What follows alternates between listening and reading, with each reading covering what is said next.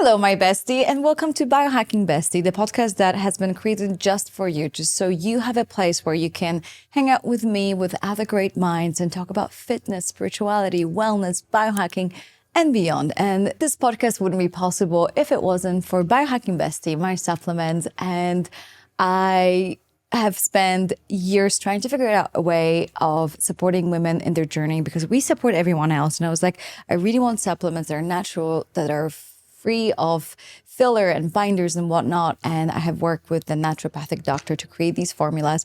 And that's how Biohacking Bestie came about. And so I'm going to have a special for you for everyone who is listening to this podcast. You can use the code podcast10 to get 10% off for your first order. So it's podcast10. And my personal favorite is apple cider vinegar, unbloat me, and all you can eat digestive enzymes. So these three, make sure you use the discount and let's tune in. Hi, my name is Aggie and this is Biohacking Bestie.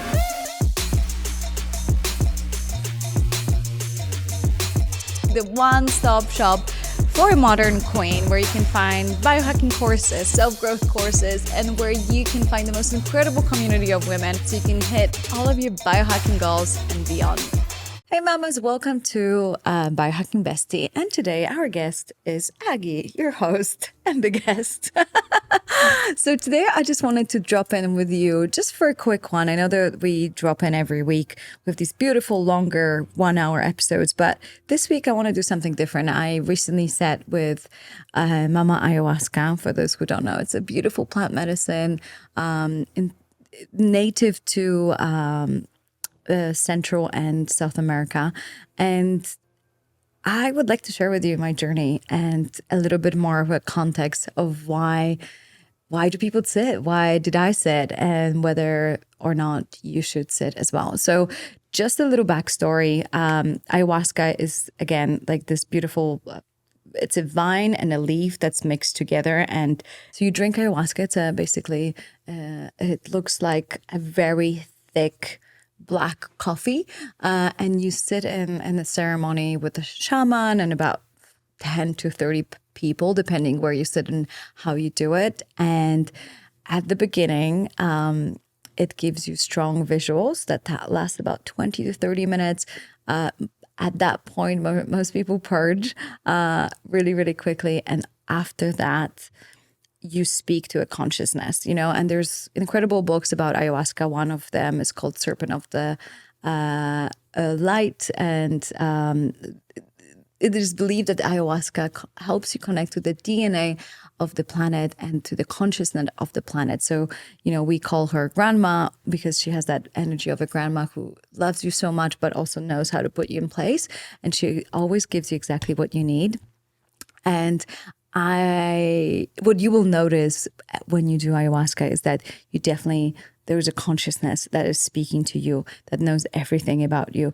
It's the most confusing, beautiful, loving, incredible thing I have ever done in my entire life. And so I remember back in the day when I felt called and I felt like this is something I really want to do, but I wasn't quite ready yet. And I spent hours on YouTube trying to figure out what do other people say about ayahuasca and what was their journey. So at the beginning, for years, listening to other people's journey allowed me to almost like be like a backseat driver of their journey and just kind of like understand what's their learnings.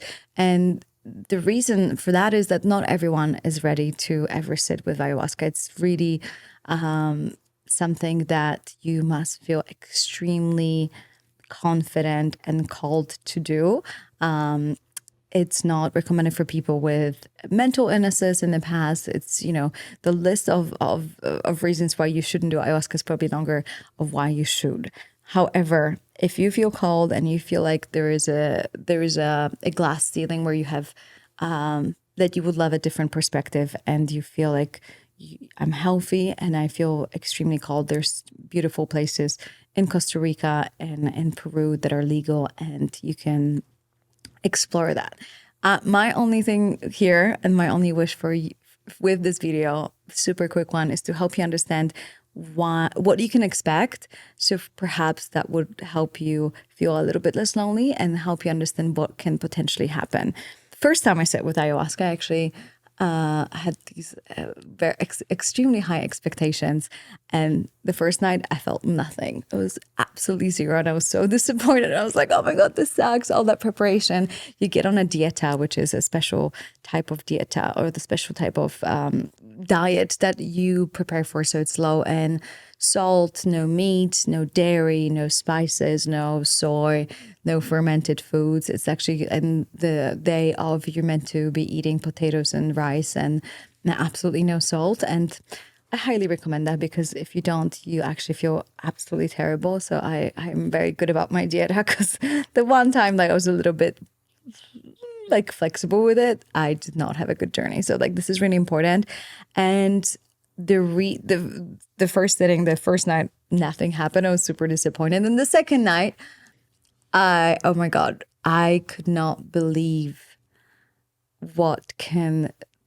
it's like meeting your grandma that has been looking out for you your entire life, and she can show you things that you zoom out and you get to see things from a different perspective about your life. So I actually had a memory of being in my mother's womb, and I remember feeling the pure joy and excitement and love. And I remember being born. I remember being 2 years old, and those situations where my mom was speaking to me. She took me to my first this ball for kids when I was 3 years old. And it's funny because I knew that we did that, but I never obviously had a memory of that until actually ayahuasca. So it uncovered all of these beautiful memories for me. It allowed me to celebrate myself, to love myself more on so many levels. And so this latest journey that I just did a few days ago, and I feel like I'm still the medicine is still within me. It was so hard, but it was life-changing. It was so, so beautiful. She has the ability to remind me of my power, but also remind me to be humble and that there's so many things I still don't know and I can't see everyone's perspective. And that was really special. So the first night, again, was super mellow, and I feel like I really needed rest. And I had these beautiful insights about self-forgiveness and how a lot of the disease in my body actually happens from not really fully forgiving myself. But oh my God, the second night, yeah, I experienced giving birth to a child to the point on a physical level, I felt like an extreme pain in my stomach. I felt like I'm in labor. I was moaning and screaming and going through everything that can potentially go as you go through labor, and kind of just having this awareness that it's happening. So it's not like you are completely disconnected and you feel like, oh my God. So it's almost like you coming, like you're waking up in the morning and you feel like, oh, this is a dream, but you kind of like are still conscious that it's time to wake up. And you're like, oh, if I close my eyes, I can go back to that dream. It's a little bit like that, except that going in and out is very real. It's like going between two consciousness where I felt like I know exactly how my child, I spoke to my future child. He called me in and how reassured me about all the things that I was hoping for him to provide in my life. So it was really, really special. And as wild as it sounds, I just wanted to share that with you really, really shortly, because I just feel like I remember what it was like for me when I wanted to sit with Aya for the first time. And I was so scared and I was so overwhelmed. And I kind of felt like, oh my God, like I wish more people share their experience. And I want to see that they're still okay and they're not completely spaced out and they can live their life. And I was worried that maybe I would get addicted to it. Maybe I would feel overwhelmed or whatnot. And turns out that no, like you can do it once a year. You don't have a downtime. You don't get depressed after. You don't get any of these things. You just leave with this deep, deep gratitude. And, I wear my aura ring that shows me my HRV after sitting with Aya. Like my body's healthier. My deep sleep is better. My HRV is skyrocketing. It's just so, so good for my body. Like my nervous system has been reset. And so, yeah, I just wanted to share that with you. And if you have any other questions, please reach out. And I want to do these solo episodes once a month. So if you have any questions, DM me. I will do a couple questions and answers on my Instagram to make sure that, this podcast is for you and you get to experience everything that's here live. So lots of love. I hope this was helpful. I love you so much. Make sure you connect, whether it's on Instagram, whether it's on YouTube, whether it's just by leaving review. We absolutely adore you, and I'm here to serve you. Love you so much, and thank you so much for watching.